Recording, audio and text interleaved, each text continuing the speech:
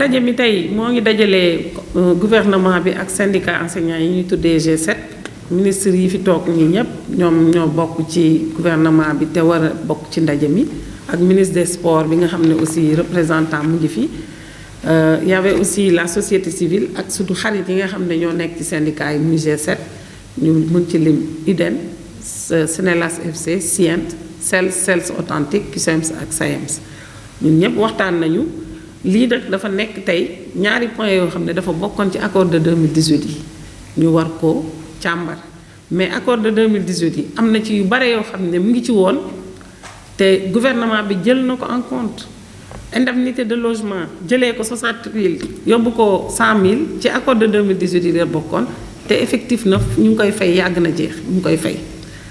prêt DMC bi ministre des finances ak budget mu ngi ci def effort yu am solo ba convention yi ñu war a def yépp def na ko logement yi ci la bokkoon muy acquisition de parcelles viabilisées ministre de l'urbanisme ci liggéey lu am solo am na ñu bari ñu ngi jot seeni parcelles bu fekkee ne fonction publique la li nga xam ne mooy CAP CD yi muy commission yi nga xam ne ci la ñuy defee seen avancement yi commission paritaire administrative dañ ko daan dajale at bu jot la waroon am waaye dañ koy dajale ba mu mat lu bare te duñ ko defar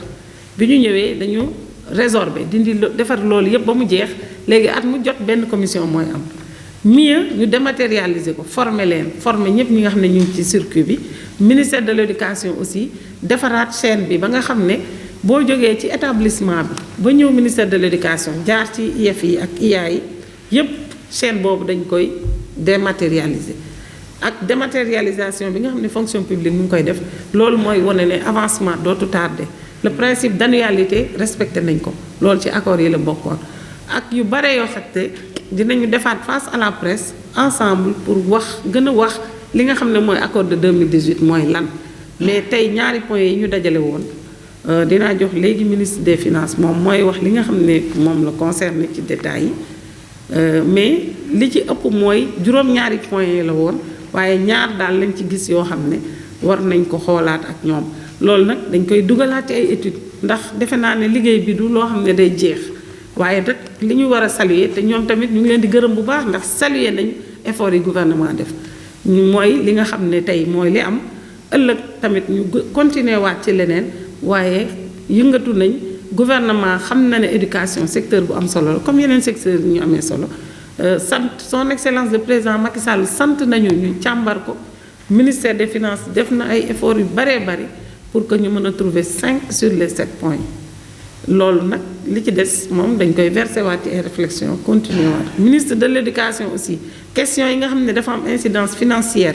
te moom mu war ko def xam ne mën na ko def ci budget wax na leen ko tey danañ ko jël en compte ci budget en relation avec les techniciens des finances mooy li nga xam ne moo concerne les écoles franco-arabes ak les classes spéciales loolu aussi effort la yoo xam ne ñu ngi koy saluer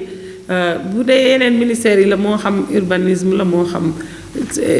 jeunesse sport yooyu yëpp ku ci nekk yaa ngi liggéey parce que loolu décret la bu ñu waroon signer pour les maîtres d'éducation sportive loolu yëpp le président Macky Sall signé na ko tey nag ñu ngi jógee ci montant boo xam ne ministre bi dina ko wax léegi defaat ay effort pour dolli ko loolu moom dina ko wax ñu rafetlu tamit taxawaayu syndicat yi parce que reconnaître nañ que ne ay effort am na loolu lu jar rafetlu la mais dañuy continuer rek di wut amélioration conditions de travail société civile aussi joué na rôle bu am solo ñu ngi koy gërëm di ko sant. passé nañu ak gouvernement bi en commission technique. document bi nga xam ne moom la ñu jotoon ci commission technique boobu dafa am question yoo xam ne quand même gouvernement bi def ci revenir parce que point indiciaire bi ci rencontre boobu ñu amoon alxames yeggoon nañ 10% tey ñu dellu ne 5% la ñu wax. D'accord. ci indemnité d'enseignement bi aussi nga xam ne 50% la du salaire indiciaire ci rencontre boobu ñu amoon alarba bi poussé woon nañu ba 70% tey ñu dellu 60%. lu ñu mënul comprendre kay te ñu wax ko pour la vérité mooy que naka la ñuy tasee en réunion de commission technique ak les mandataires du gouvernement quand même ba ñu travailler ba yegg si fenn ñoom ñu amaat reculade par rapport à ça. loolu moo tax ñu ne leen ñun de wax dëgg fii la ñu yemoon te comme école bi dañu soxla mu dal foofu ñu yemoon na ko ñëpp respecté. Indemnité de logement bi gouvernement bi wax na défiscalisation mais bu xoolee document buñ ko jox waxuñu ci woon défiscalisation boobu dañ waxoon que il faut ñu relever ko parce que quoi qu'on dise jàngalekat yi quand même indemnité logement bi dafa nekk un intrant pédagogique moo tax ñu doon jàpp ni dinañ ko yokk boo xam ne dina permettre à ce que jàngalekat yi vraiment ñu gis ci seen bopp comparé aux autres agents de niveau diplômant d'autant plus que lépp lu ñuy wax nii dafa war a am une volonté très claire de corriger mais li nga xam ne mooy inéquité yi am dans le système de rémunération donc poñ yooyu la ñu won gouvernement bi ñu joxantewaat rendez-vous alxamis bii di ñëw. donc ñaari poñ ci tënk nga xam ne d'accord leen ko ci tënk nga cité ñu ñaari poñ yi. waaw mooy li ma wax rek ñett la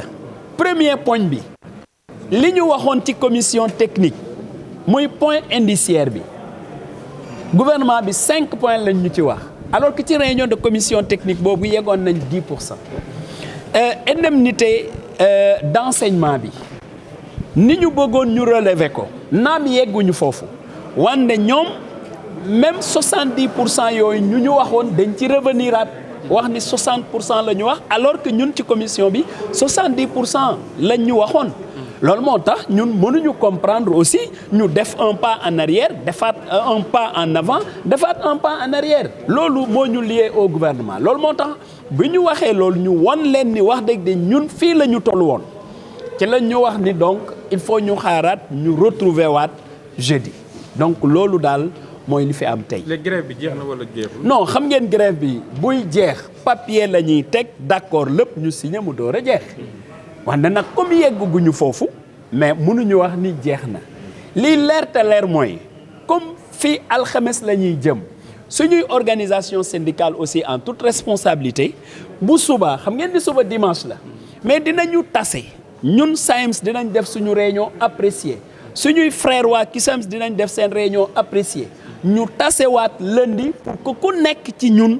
taseeg moroomam ku nekk wax lii la xalaat ci mbir mi loolu nag buñ ci paree mais bien sûr que dinañ jël décision